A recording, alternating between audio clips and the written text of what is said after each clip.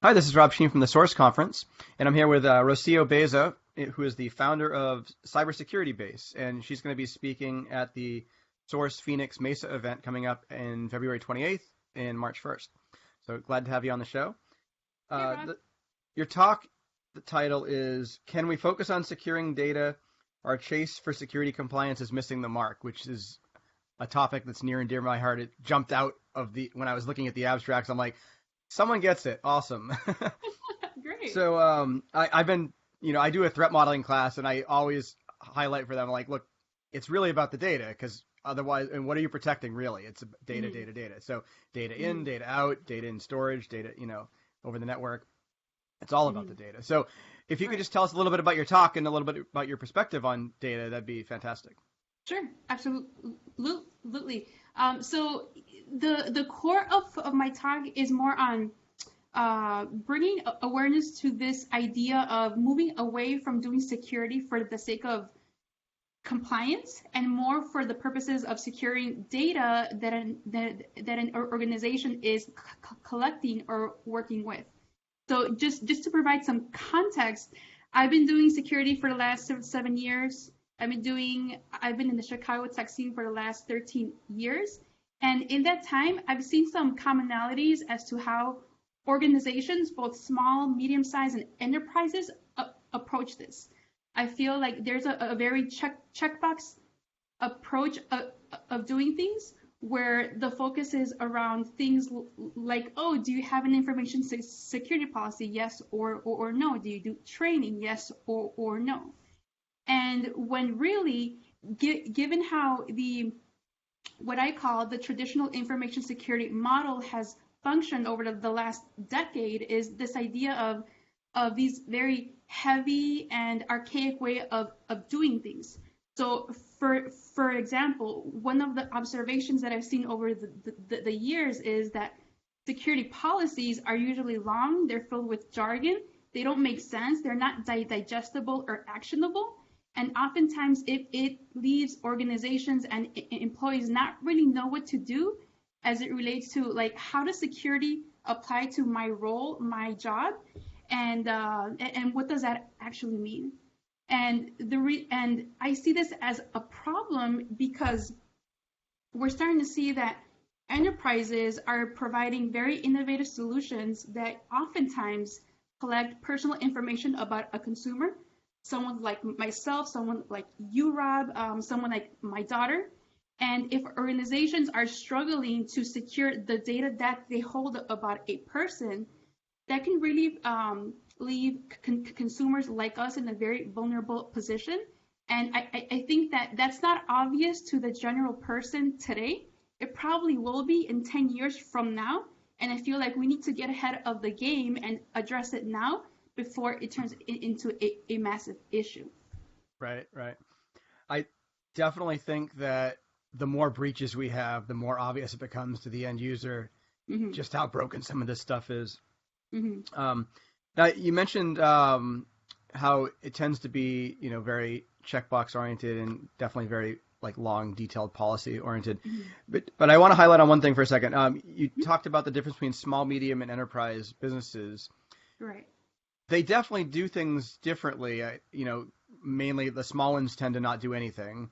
The hmm medium ones are thrashing a bit and kind of do the minimum required. But like, are there are there specific differences in how they should be doing it, and different strategies they could apply that might make it easier for some of maybe the smaller and medium ones to actually get in the game and do it correctly, and hmm as opposed to the big ones just throwing tons of resources at it. Right. Right. So I would say it should really come down to the the types of data that the organization is holding, and then the resources available. So I would say for something like a startup, something that I've seen work well is putting together an information security program that aligns to how to organizations that value speed, agility, and providing results. In terms of practicality, I see value in having an information security policy that is light. It provides direction, but it also gives teams the flexibility to decide how does a specific security requirement apply for this specific product, given the resources that we have, given the small teams that we have, and given that like things may be different in a month or a week. So I think if we're able to tailor or develop a security program that is nimble and dynamic, it would work much better for a startup than if we throw this policy of a phone book of policies for an organization that one isn't going to read it, two, like the requirements don't really make sense, and it doesn't really apply given how the teams are structured and how they like to work. Does that make sense? It does, yeah. Okay. So you kind of hit on some other points that are interesting. When you held up that big, thick book, that kind of reminds me of back when I used to write a lot of security deliverables. Okay. And we would go in and we would write this, maybe not quite that thick, but we would be writing 50 to 100 page reports every time after we found a bunch of vulnerabilities. And then we'd come back 6 months later and we'd essentially have to write the same report because we'd go and look at everything and they hadn't really changed much. So on the policy side, that definitely kind of applies, like the idea that, all right, we get this big, giant, thick document and nobody's going to read it, or if maybe one or two people read it. But how does that translate into actual action when you need your employees and your team members to know what's expected of them? Sure. So I think a good example is with making sure that an organization has an acceptable use policy. So oftentimes I see that acceptable use policies outlines all the things that an employee should not do, right? You should not use your company assets for personal use. You should not download any type of applications onto your device without approval. Where I think oftentimes it should just be a short paragraph that addresses two things. One, what is the allowable use around company data? So this is as simple as company data should only be used to satisfy business operations. That's it. And the second point is expectations around the use of company assets.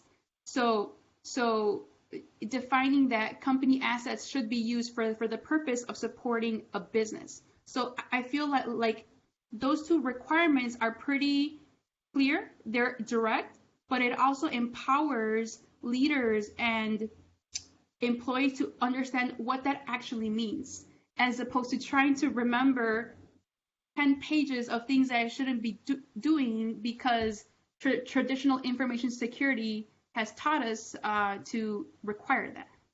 Right. You definitely brought up an interesting point on the list of here's all the things you shouldn't do or aren't allowed to do and all that stuff. And I've been telling people for a while now, I can, psychologically, people don't respond well to the list of thou shalt nots. Right. Right. So if we can come up with more effective ways to get across what are you actually supposed to be doing, what are your expectations, and you can keep it really simple, you're actually more likely to get compliance. Because I can just tell you from experience going into companies, even in 2018, and seeing just how not secure a lot of places are, mostly because the employees that aren't security people don't care, or they don't think they need to care, or if they're told to care, they might know intellectually that they're supposed to care, but at the end of the day, they get graded on, well, how much code did I write and does it work? And, so that kind of stuff I think causes a disconnect, and that disconnect leads to some of the issues. So do you think we ever have any chance of getting away from checkbox security? This idea, this mentality that you gotta, check the box for compliance and then you're good? I hope so. I really do. I really want us to move away from these yes and no questions of do you have this or do you have that, and provide a framework that empowers organizations, educates organizations how they can determine the value of the data that they hold, but also providing practical ways of assessing that risk and mitigating the risk. I feel that if we don't move away from this checkbox approach, like I said, we're going to be leaving consumers, our younger generation, in a very vulnerable position. So at the talk, I'll be sharing two stories. One of them is a personal story where a family member has actually his personal liberty is at risk because of a security incident. And I think that oftentimes consumers don't understand that we're actually all exposed to that same level of risk, and we really need to hold organizations accountable to securing that. So if we don't move away from the checkbox approach, it's really going to start to impact the lives of individuals, and to me, that's not acceptable. Right. That's great. Mm-hmm. All right. So this sounds like a great talk, and I'm looking forward to hearing it at the Source Mesa Phoenix conference. And again, it's going to be in February 28th to March 1st. And if you want to learn more about the conference, you can go to www.sourceconference.com. And we actually just refreshed the website, so it should be live now today with a new site as of this morning. And we hope you can join us in Phoenix and continue the conversation. Thanks, Rob. Yep. Thanks a lot.